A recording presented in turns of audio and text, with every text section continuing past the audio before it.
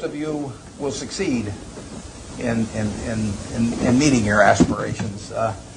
But in determining whether you succeed, there's more to it than intellect and energy, and I'd like to talk for just a second about that. In fact, there was a fellow that Pete Keewood in Omaha used to say that he looked for three things in hiring people. He looked for integrity, intelligence, and energy, and he said if the person didn't have the first two, that the latter two would kill him.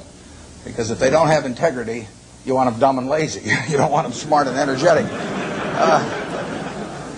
And I really like to talk about that first one, because we know you've got the second two. And to play along with me in a little game for just a second, in terms of thinking about that question, you've all been here, I guess almost all of your second-year MBAs, and you've gotten to know your classmates. And think for a moment that I granted you the right to buy 10% of one of your classmates for the rest of his or her lifetime. Now you can't pick one with a rich father. That doesn't count. I mean, you've got to pick somebody who's going to do it on their own merit. And I gave you an hour to think about it. Which one are you going to pick among all your classmates as to the one you want to own 10% of for the rest of their lifetime? Are you going to give them an IQ test? Pick the one with the highest IQ? I doubt it. Are you going to pick the one with the best grades? I doubt it. You're not even going to pick the most energetic one necessarily. You're the one that displays the most initiative. But you're going to start looking for qualitative factors in addition to, because everybody's got enough brain here and enough energy.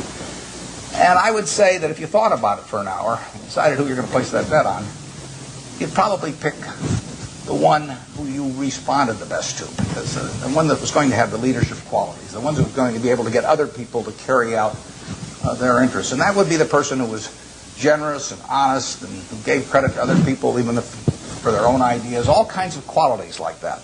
And you could write down those qualities that you admire in this other person, whoever you admire most in the class. And then I would throw in a hooker. I would say as part of owning 10% of this person, you had to agree to go short 10% of somebody else in the class. That's more fun, isn't it? And you think, well, now who do I want to go short of? And again, you wouldn't pick the person with the lowest IQ you would start thinking about the person really who turned you off for one reason or another. I mean, they had various qualities, quite apart from their academic achievement, but they had various qualities. In the end, you didn't really want to be around them, and other people didn't want to be around them. And what were the qualities that lead to that?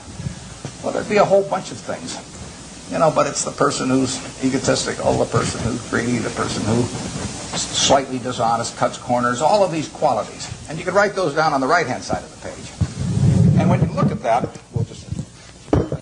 as you looked at those qualities on the left and right-hand side, there's one interesting thing about them. It's not the ability to throw a football 60 yards. It's not the ability to run the 100-yard dash in 9.3. It's not being the best-looking person in the class. They're all qualities that if you really want to have the ones on the left-hand side, you can have them. I mean, they're qualities of behavior, temperament, character that are achievable. They're not forbidden to anybody in this group.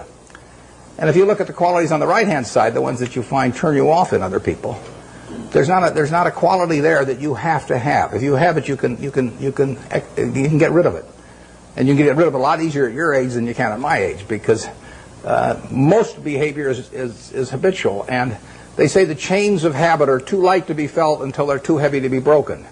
And there's no question about it. I see people with these self-destructive behavior patterns at my age or even 10 or 20 years younger, and they really are entrapped by them. They go around and they do things that turn off other people right and left, and they don't need to be that way, but by a certain point they get so they can hardly change it. But at your age, you can have any habits, any patterns of behavior that you wish. It's simply a question of which you decide, and why not decide the ones that, I mean, if you like, Ben Graham did this, and Ben Franklin did it before him, but Ben Graham in his low teens looked around and he looked at the people he admired, and he said, I want to be admired, so why don't I just behave like them? And he found there was nothing impossible about behaving like them. And similarly, he did the same thing on the reverse side in terms of getting rid of those qualities. So I would suggest that if you write those qualities down and think about them a little while and make them habitual, you will be the one that you want to buy 10% of when you get all through. And the beauty of it is you already own 100%. You're stuck with it, so you might as well be that person.